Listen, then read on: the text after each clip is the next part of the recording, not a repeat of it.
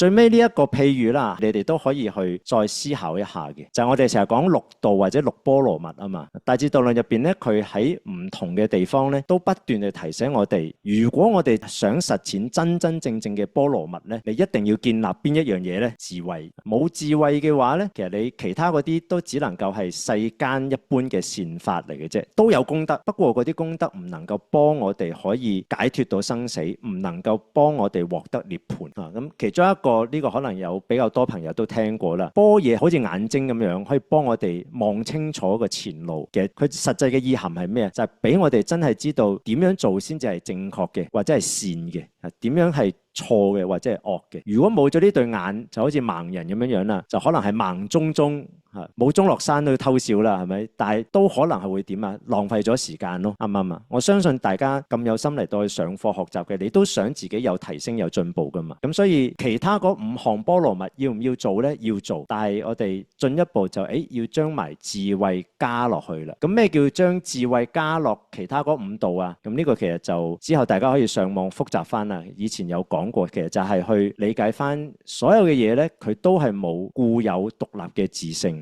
所以有冇實在嗰個行布施嘅人咧？冇嘅。有冇實際上接收布施嘅人咧？都冇嘅。坊間咪有一句說話嘅，施比受更有福，係嘛？諗翻清楚，如果喺實際嘅狀況入邊，你要布施一啲東西俾其他人啊，都要有個人嚟接收你布施嘅東西噶嘛，係咪？所以接受你布施嘅嗰個對象啊，其實係咪成就你布施呢項功德嘅施主啊？聽得明啊？嗬，表面上就係我將，例如我假設我面前呢個咪啦，我將呢個咪俾咗你哋任何一個人，表面上係我俾出嚟啦，你哋接受啦。但係實際上，如果你哋唔存在，你哋唔收呢份禮物嘅話，我呢一個布施係唔能夠成立噶嘛，係咪啊？所以從一個更加深層嘅層面嚟到睇翻，係你哋先係施主，你哋施予咗我能夠布施呢個機會，你哋施予咗我可以培植呢個福德嘅機會，係咪啊？所以有冇一個絕對嘅施主、絕對嘅接受者呢？其實冇嘅，大家都係施緊，大家都係受緊嘅。咁所以呢個就係有時我哋可以咁樣嚟對思維考察翻啊，冇一個絕對性喺度嘅喎。